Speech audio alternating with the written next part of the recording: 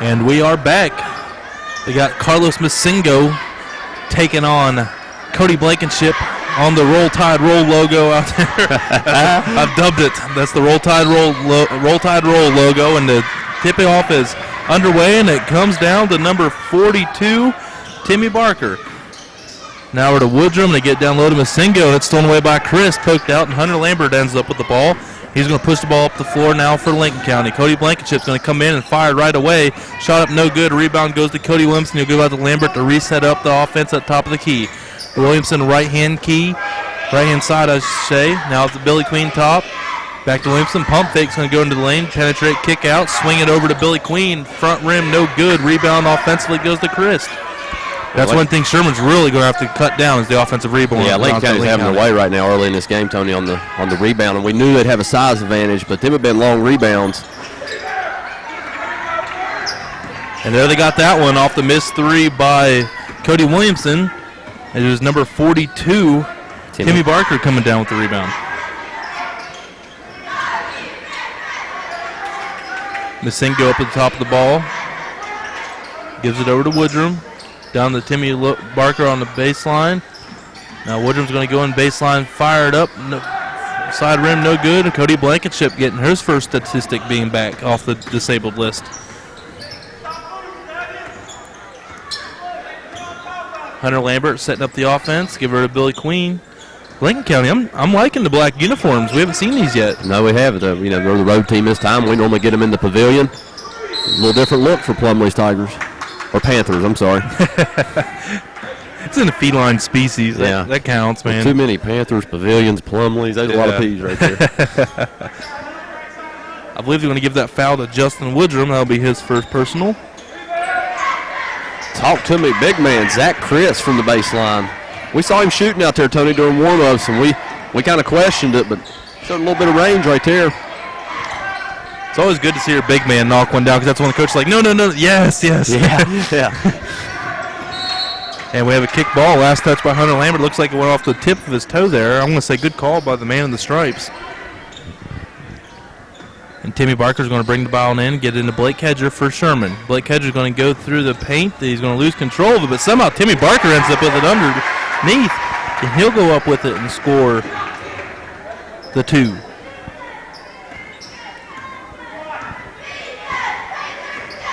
This Lincoln County team, Tony, they look winded. There's quite a few of them that are gasping a little bit, so we'll see if, didn't affect that shot, did it? It's hard to affect that one. That one, he was pretty open.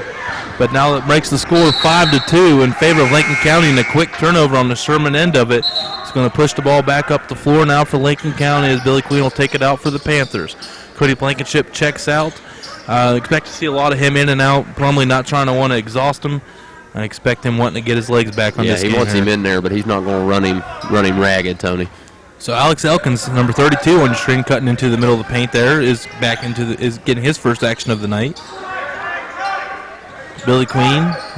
On that last possession, Tony, Sherman got what what Coach Duncan wanted. They got out, they ran, but they wasn't able to take care of the ball. So let's see what they can do if Lincoln County was to miss this shot, how quick they get up the floor.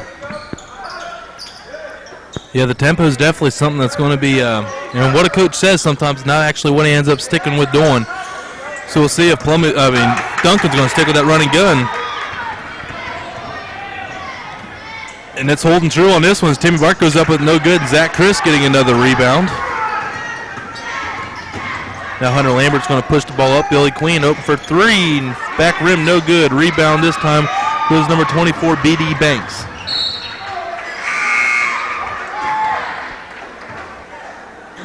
Zach Chris is going to come out as number 40.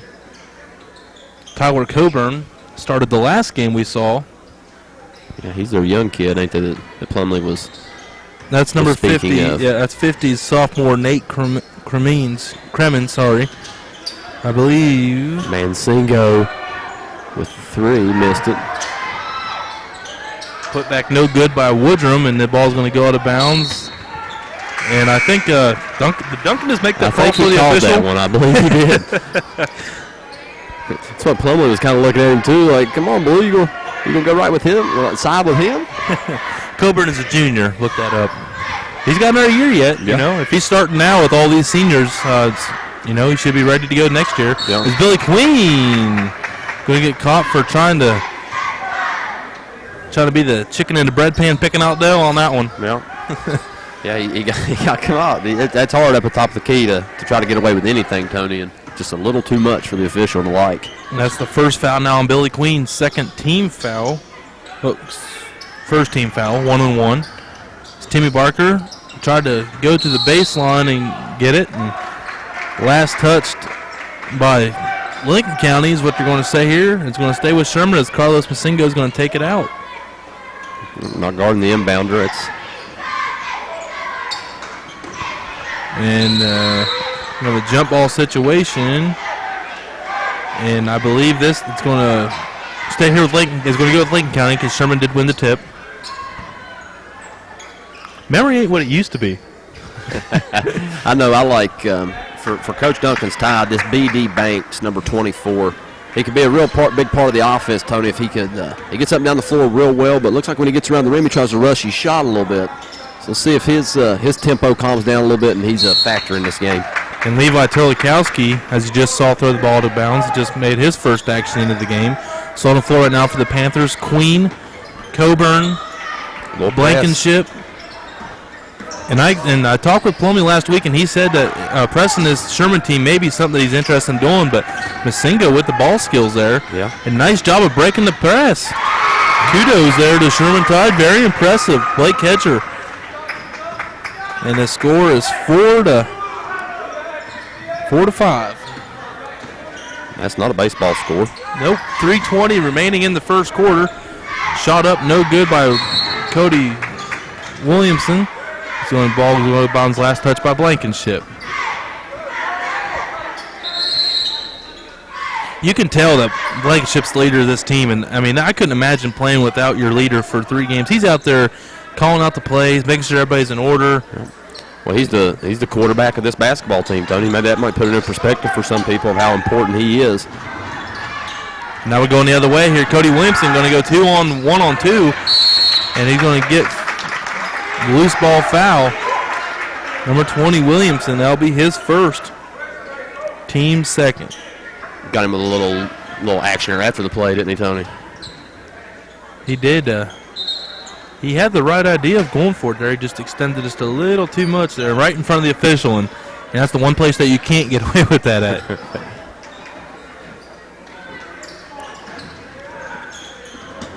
And Masingo's going to get it in to number 24, B.D. Banks. Now it's going to Blake Hedger, who's on the floor, but hits the baseline. It's going to go right back to Lincoln County. Lincoln County's pressure, you know, it's looking pretty efficient here in the first couple times they've tried it. Well, them just aren't real crisp passes out the Tide, Tony. They're throwing it, really hard at each other's feet, and that's hard to bend down and try to catch that ball. Not just once or twice, but it's been every time. It definitely seems like every pass has been a second guessed one by Sherman. Absolutely. Zach Chris is going to come in and get Coburn. So Blankenship, Chris, Alex Elkins, Hunter Lambert, and Billy Queen on the floor for Lincoln County. Number 25, Shelby Gray, Justin Woodrum, Blake Hedger, Timmy Barker, and Carlos Masingo on the floor for the Tide. Alex Elkins puts up the baseline shot, no good. Rebound goes to Shelby Gray. Now Justin Woodrum has it. They do a quick job of getting the ball up the floor on that time there, not giving Lincoln County a chance to put a full court press on them. Timmy Barker. Nice cut. Justin Woodrum, he had the right idea, just awkward stride to finish that layup in. Yeah. Not the perfect timing he was looking for. Billy Queens was going to fire up a 3 here on the other end. No good. Chris going to go up with the rebound over Timmy Barker. And Chris going to use his size to go in toward the rim and draw the foul from Timmy Barker. Nice pump move there and going the up and under on Timmy Barker. Yeah, he was going to try a spin move, and then he decided not to. Then he decided again he was going to try. And that was a real awkward-looking possession for Chris. I really like him when he gets that ball, Tony. One pump fake, not put it on the floor, straight back up. He had the right idea with it when he originally started putting that back pivot foot down there toward the baseline, but he shied away from it and turned back in toward the hoop. Yep. Not what a lot of coaches don't like that. Some do. Well, I tell you, this Lincoln County team, Tony, I mean, outside of this year, I mean, I know you and I both probably watch basketball our whole lives. I don't know that I've seen any team take as many shots from the side, the baseline side of the rim. They shoot constantly on the side of the rim. Zach Chris missed on both of them there. Yeah, that is true because Stephen Hatch, he's not with us tonight. I guarantee the fans would be seeing, the viewers would see a couple baseline shots out of that young man. But, that's his shot, though. Yep. Zach Chris steals the ball now here on the other end, gives it to Lambert across the half-court line. Now to Zach Chris, back out to Lambert. He's going to look for Cody Blankenship down low, and he's going to be hammered by, I think they're going to give it to Masingo here. Well, Cody likes that contact after being out for a while. He don't expect anything other than just try to go up to the basket and just get raped. Draw contact is sometimes the name of the game. 2:05 remaining here in the first quarter of action. 5-4 is still your score, and 6-4 is now your score. It was 5-4 there for a long time. Yeah, it was.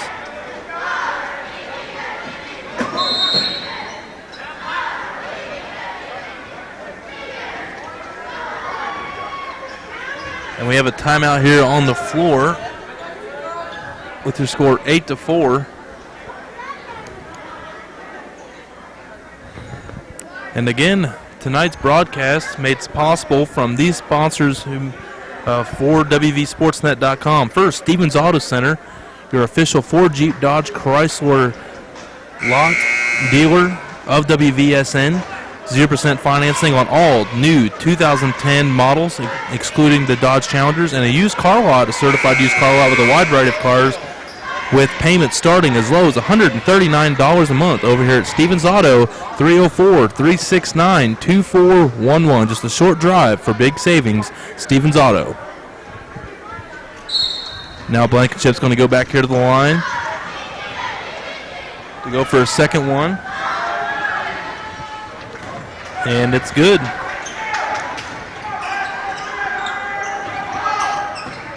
And now, I'm having problems seeing the score here. Now 7-4, 2 minutes, just around the 2-minute mark remaining. And we have a foul here. They're going to give it to number 14, Hunter Lambert. That'll be his first personal. You got like the aggression that this Panther team's got when they trap on this press. They were all over Hedger right there. Well, that's the whole point there of that full court pressure, by a lot of people would say, is to sit there and trap that, especially when you have a smaller point guard, where you can cut off his court of vision with two big bodies around him. Yep. But now Chris with another steal. That's either a second or third one here. Now Alex Elkins, Terlikowski, Hunter Lambert now with the ball. Lambert looking for Elkins down low. Gives it to Cody Blankenship. He's going to do a nice baseline move. Couldn't quite finish, but Elkins comes up with the board. And Humber Lambert's going to give her to Zach Chris, baseline jumper, this time air ball. And Tide Faithful will let Chris hear about it. And now Chris with another steal. Yeah, they just keep firing it in the middle, and nobody's really putting their hands up trying to catch the ball for the Tide. Chris referred to himself as a player of the game, as the quarterback of the team, but tonight he's looking like the receiver, the defensive back.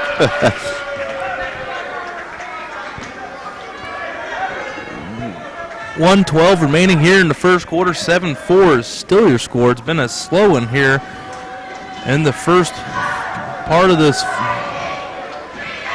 action, as Hunter Lambert's going to connect on that one. That'll be his first point.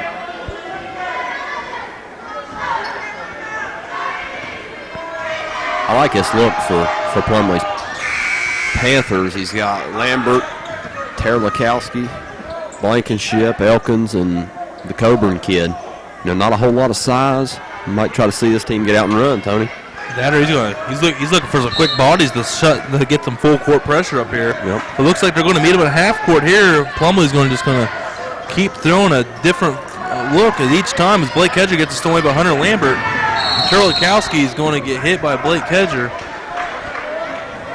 Hedger eager to get back up on that one there. Yeah, he was mad. He committed the turnover and he got frustrated. Keep your head in the game, young man. You'll be a lot better player. That's right. Nothing better than worse than a frustration foul. Now I'll send Terlikowski now at the line to shoot two. And it goes around and through. A little different when the Panthers shoot the free throws on the road, isn't it, Tony? It is. Normally, up at their house, if y'all didn't hear it, against Ripley, it was dead silence at free throws. All you heard was the shh. Yeah. And Terlikowski misses it, but Cody Blankenship getting the offensive rebound. Gets into Hunter Lambert. Lambert's going to go up with it. just